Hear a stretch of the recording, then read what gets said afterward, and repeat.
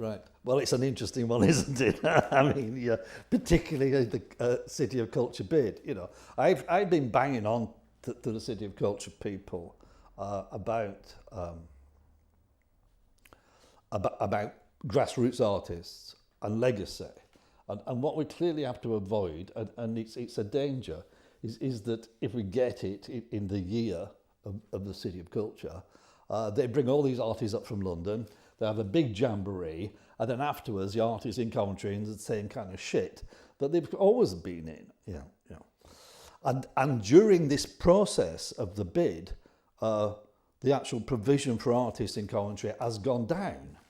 Like the university took away that gallery across from Drapers that they had, which is probably about one of the very few places a Coventry-based artist could show. There was a thing called Emerge Network and online, and that was taken by the university. Big grant went out, and they just abolished it. So the reality is not great, but the hype and the enthusiasm and everything else on the City of Culture is growing, and I just point out the contradictions, and sometimes the contradictions are so great that it's actually hypocrisy. But it's not been easy in Coventry. 2001 or was it 2002? There was a survey of the council set up an audit of how many artists there were in Coventry, and the answer that came out was 0, which is what they wanted. You pay your money, you get what you want. So obviously now, I mean, you can say, I don't know how many artists there are in Coventry at the moment, but City of Culture should have found out by now.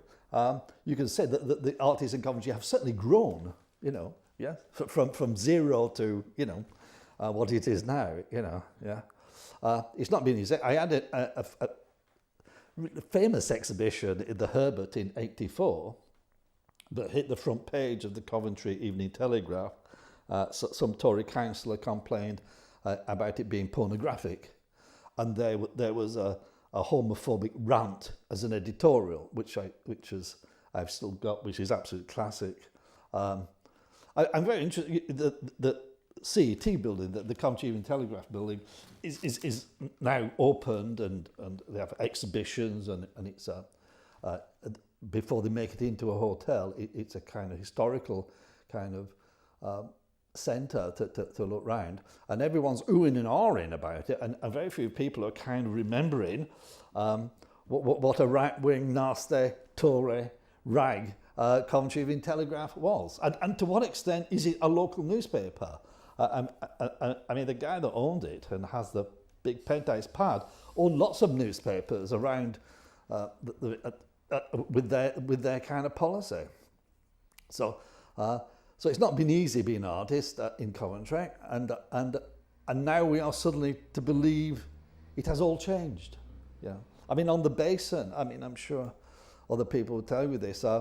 When we opened it, we had open studios with wine, and artists put on the exhibitions in their studios, and I invited all the councillors and city bigwigs, and none of them turned up. Not one. I mean, they're just not interested. And then we got Princess Margaret to open it officially, and they all wanted to come. And there was even guys in Birmingham who demanded that they come, and none of them came this time either. Yeah, or at least we didn't let them come. So I mean, they don't really have the priorities. But I mean, if I mean, I thought that the City of Culture would open it up they'd be receptive. And I tried to organise a few meetings of artists in Coventry to talk about things that we needed, things that were important, yeah. But a lot of artists have just been sidelined, and I think it's sad that somehow the City of Culture has actually been able to alienate a number of the artists in Coventry. I mean, we know culture's a broader thing than art, but certainly artists are part of it, yes.